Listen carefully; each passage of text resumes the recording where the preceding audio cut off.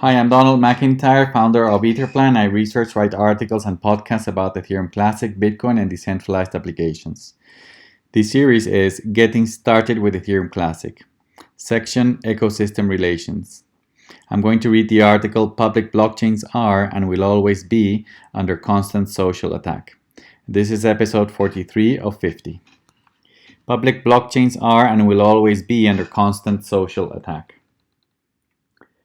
As I described in my human scaling model as related to blockchains, scaling and blockchain governance, our individual evolutionary goals are to replicate our genes, procure food and obtain shelter. Our success in these goals results in the growth of our species as an externality. However, there is an emerging and continuous conflict in the model that expresses itself as the simultaneous opposing forces of centralization versus decentralization. Platform building is a strategy that generally leads to centralization because commonly used platforms with network effects are like gravitational forces that drive people to focus on them to minimize mental and frictional costs. Examples of these platforms may be the banking system, social networks, or even government systems when you think of them as decision-making platforms. Division of labor is a way to relieve individuals from tasks by transferring them to other individuals. When we all transfer to each other ever more specialized tasks, we are effectively centralizing those tasks because instead of us doing everything for ourselves, we are delegating that to groups of individuals who eventually become like monopolies in their highly specialized activities. For example, there are ever fewer banks in the world that hold our deposits, very few social networks that control and store our online information, and every nation has only one national central government. Trust minimization is what we do to compensate for the centralization forces in platform building and division of labor. Trust minimization is decentralizing because it seeks to disintermediate the monopolies of specialized individuals who control important parts of our lives, such as money, information, and collective decision making.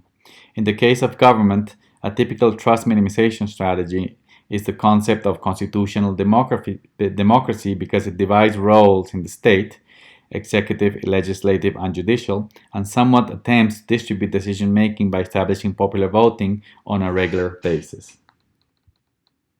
When we evolved to create the price system using money as a coordination device to conduct commerce, we were seeking to reduce transactional costs by minimizing conflict between untrusting groups and the cognitive load of having to think of many prices between an unending variety of products.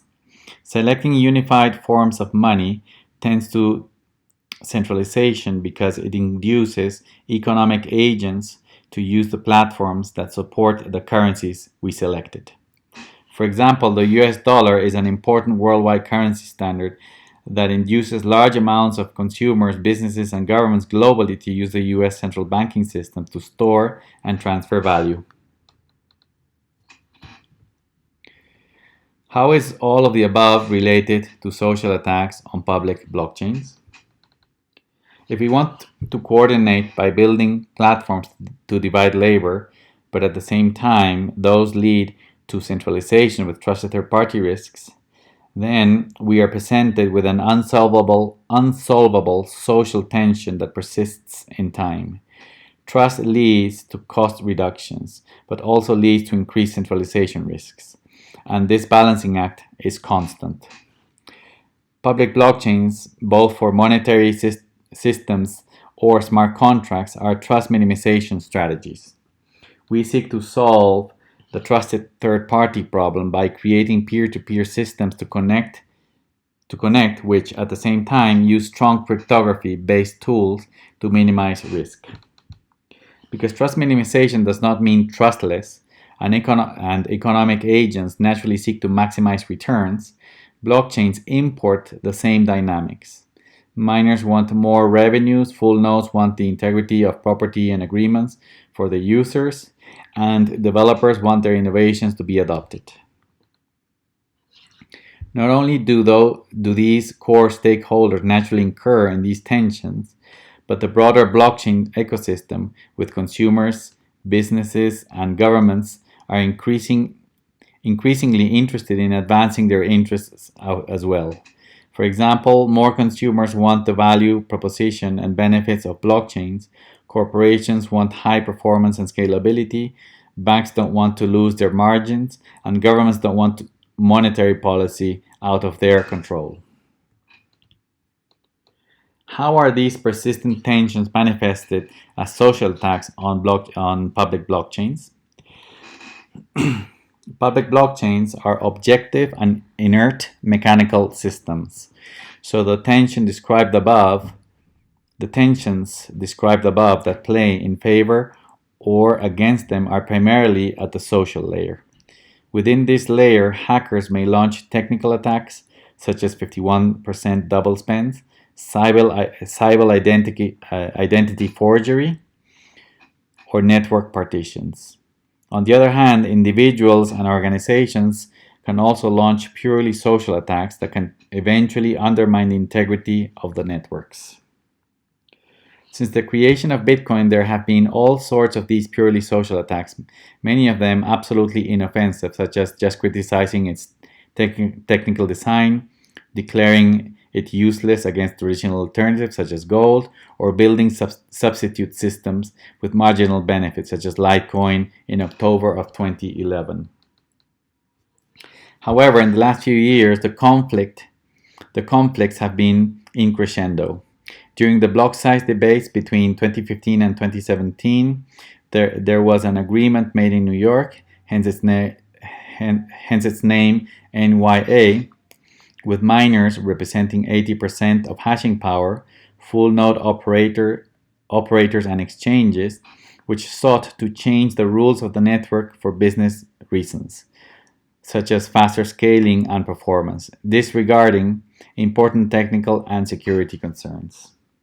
In the Ethereum blockchain in 2016, there was a bug in an application called the DAO that enabled the hacker to steal funds from its users. Subsequently, the core developers and the Ethereum Foundation decided to implement an irregular state change to bail out the application.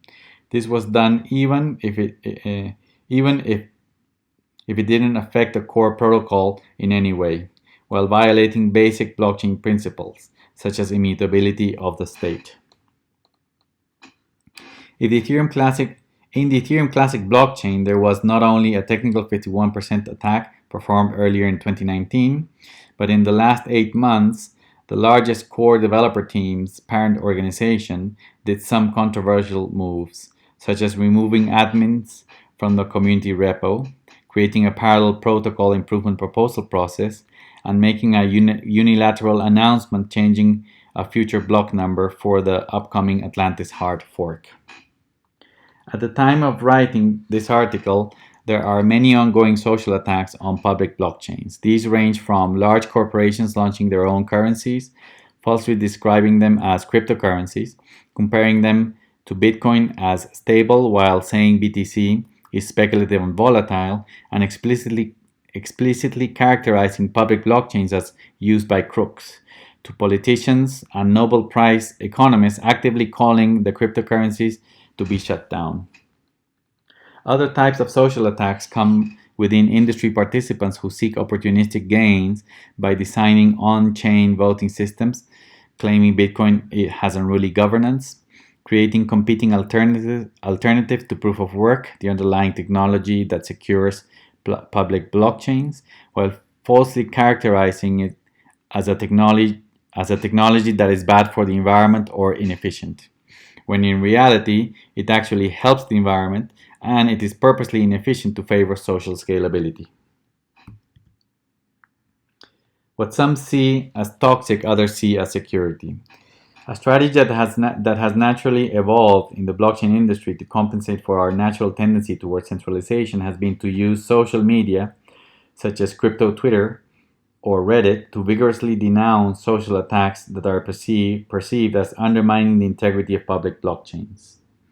The dynamics of this supposedly toxic behavior are to seek symmetry against the forces that are perceived to put in danger the principles of blockchains.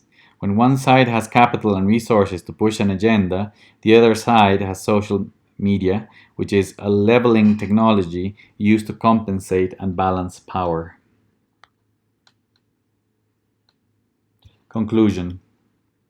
As platform building and division of labor tend to centralize systems, posing risk to users, trust minimization strategies seek to neutralize those forces. Public blockchains are trust minimization strategies as they seek to use strong cryptography, proof of work, and economic incentives to connect users to help them coordinate while minimizing dependency in trusted centralized parties. As all stakeholders in public blockchains have inherently selfish interests, they engage in a constant dynamic of social attacks, which are subsequently counterbalanced by using defensive strategies. Among these defensive strategies are communication actions on social media, wrongly described as toxic, that reduce asymmetries between powerful and common participants in the industry. Because these dynamics are not solvable other than by playing out in the free market, public blockchains are and will always be under constant social attack. Thank you very much.